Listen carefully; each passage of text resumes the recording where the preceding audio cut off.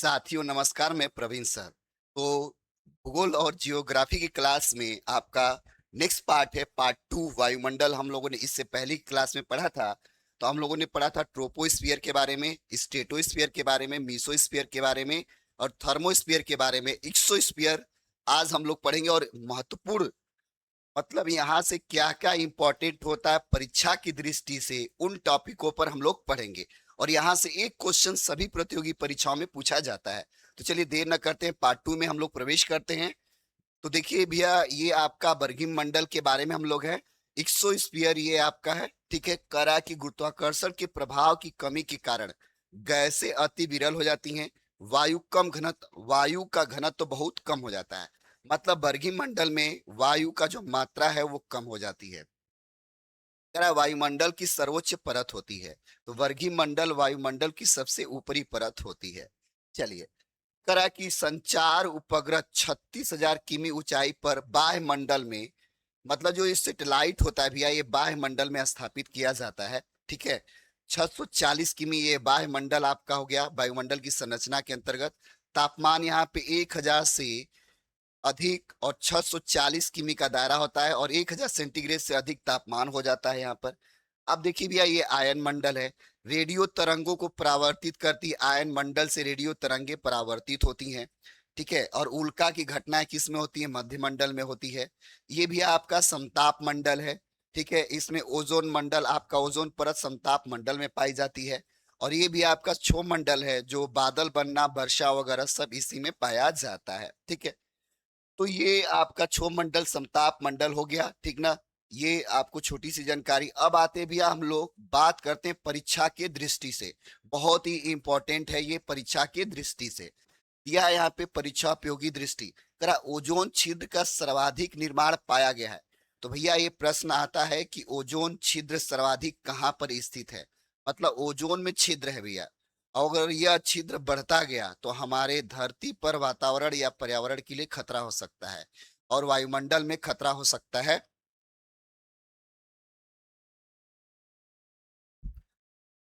वायुमंडल में खतरा हो सकता है, मतलब कि हमारी ये जो पराबैंगनी किरणें हैं, अभी तो सूर्य की एक ही किरण हमारे तक पहुंचती है, अब बाकी ओजोन परत अवशोषित कर लेती है।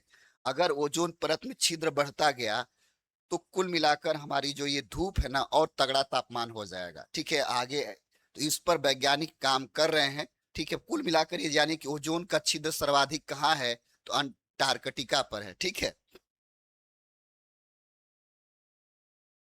अब बात करते भी हम लोग सी सीएफसी हैलोजन। सीएफसी को क्लोरोफ्लोरोकार्बन बोलते हैं।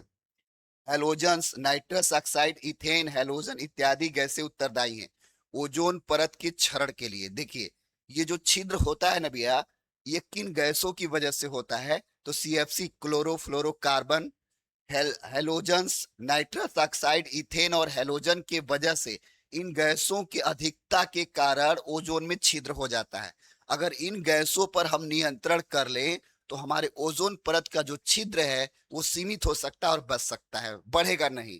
चलिए, तो ये ध्यान रखिएगा जब भी क्वेश्चन आता है कि ओजोन परत के क्षरण या छिद्र के कारण कौन कौन सी गैसें हैं, तो सीएफसी हो जाएगा, हैलोजन्स होगा, नाइट्रस ऑक्साइड, इथेन और हैलोजन्स होगा, ठीक है। अब आते भैया, देखिए करा कि क्लोरोफ्लोरोकार्बन, हैलोजन तथा कार्बन टेट्राक्लोराइड तीनों ही पदार्थ हैं ओजोन रिक्तिकारक।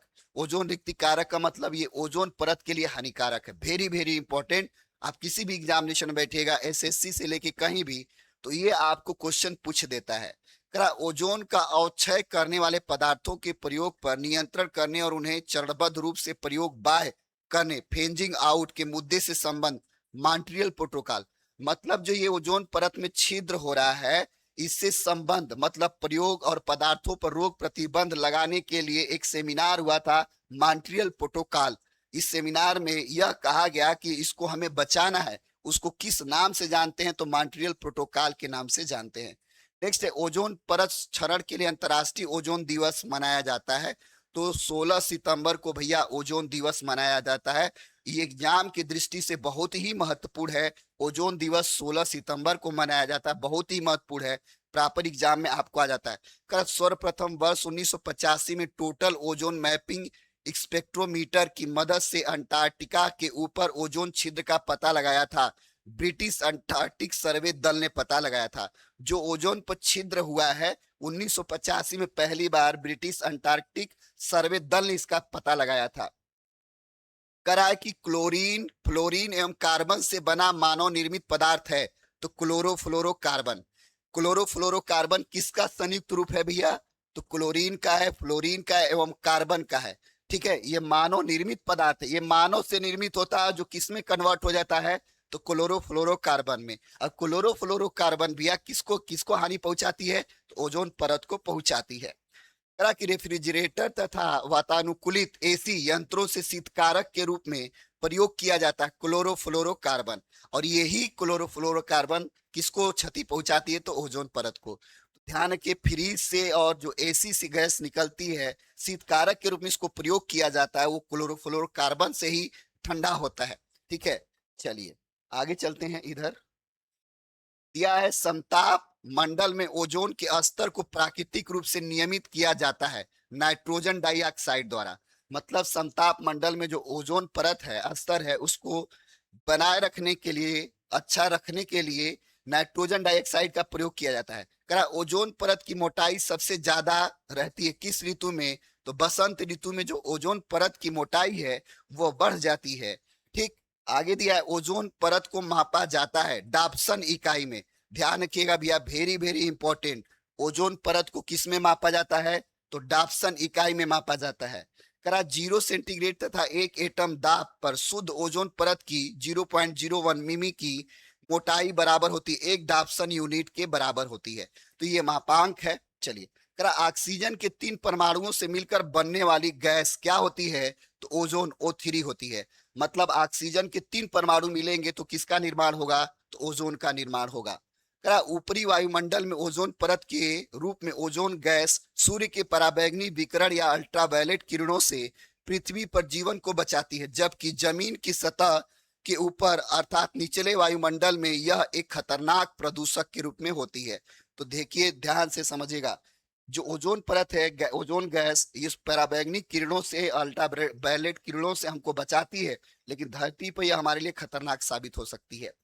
चलिए आगे आते भैया। करा कि सूर्य से निकलने वाली तरंगे, सूक्ष्म तरंगे जैसे गामा, यक्स किरणें, पराबैंगनी किरणें इत्यादि। क्वेश्चन आता है कि सूर्य से कौन सी किरणें निकलती हैं?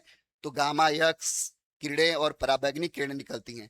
करा पृथ्वी से परावर्तित तरंगे, दीर्घ तरंगे। मतलब क्वेश्चन आता है कि पृथ्वी से कौन सी तरंगे परावर्तित होती हैं? तो वो दीर्घ तरंगे परावर्तित होती हैं। करा क्षोभ मंडल में प्रत्येक 165 मीटर की ऊंचाई पर तापमान लगभग 1 सेंटीग्रेड घट जाता है। तापमान गिरावट की यह औसत दर कहलाती है, तापमान की सामान्य गिरावट दर कहलाती है। पृथ्वी की सतह से अंतरिक्ष की ओर ऊर्ध्वाधर जाने पर वायुमंडलीय दाब क्या होता है? तीव्रता से घटता है। मौसम की सभी घटनाएं घटती हैं, क्षोभ मंडल में घटती हैं।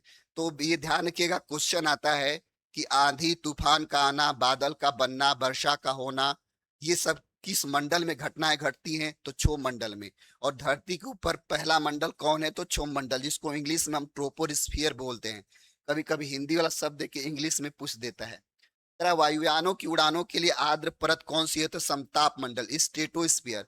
क्वेश्चन आता है कि प्लेन या वायु यानों को उड़ाने के लिए सामान्य दशा या आर्द्र दशा, सॉरी, आदर्श दशा किस मंडल में पाया जाता है? तो वो आपका समताप मंडल होगा। चलिए, परीक्षा की दृष्टि से ग्रीष्म काल में क्षोभ मंडल की ऊंचाई बढ़ जाती है, जबकि शीतकाल में घट जाती है। समताप मंडल के निचले सतह पर कभी कभी सीरस बादल दिखाई पड़ते हैं। इन बादलों को क्या कहा जाता है? तो मदर ऑफ पर्ल क्लाउड्स कहा जाता है। ऊंचाई के साथ तापमान में एकाएक गिरावट होती किसमें? तो मध्य मंडल में होता है, मेसोस्फीयर में। आयन मंडल में डी परत परावर्तन करती है, न्यून आवृत्ति वाली रेडियो तरंगों को करती है। ठीक है, करा कि केनली हेवेसाइड परत कहा जाता है किसको? ई परत को कहा जाता है। करा आयन मंडल के ई परत में उपस्थित होती हैं ध्रुवीय प्रकाश। करा ऐसे पदार्थ जिसमें 2 या 2 से अधिक तत्व या यौगिक किसी भी अनुपात में साधारण रूप से मिश्रित होते हैं, क्या कहलाता है? मिश्रण। करा ग्रीष्म काल में क्षोभ मंडल की ऊंचाई बढ़ जाती है, जबकि शीतकाल में क्या होती है? तो घट जाती है। तो ये बहुत ही इंपॉर्टेंट है भैया। ये आपका भारत का संविधान एवं पर्यावरण संबंध है। कि इसमें प्रस्तावना के तहत क्या क्या किया गया है। ठीक है, अब आते भी आप महत्वपूर्ण तथ्य। वन्य जीव संरक्षण संशोधन अधिनियम 2022 20 दिसंबर 2022 से प्रभावी हुआ है। Very very important. करा ओजोन छिद्र के लिए प्रधानतः उत्तरदायी है, मतलब ओजोन छिद्र जो होता है उसके लिए महत्वपूर्ण गैस कौन सी है, तो CFC क्लोरोफ्लोरोकार्बन। करा ओजोन परत का हिस्सा किसका है, ओजोन परत हिस्सा मतलब ओजोन परत किसका हिस्सा है, तो समताप मंडल का है। तो ये आपने ध्यान रखा।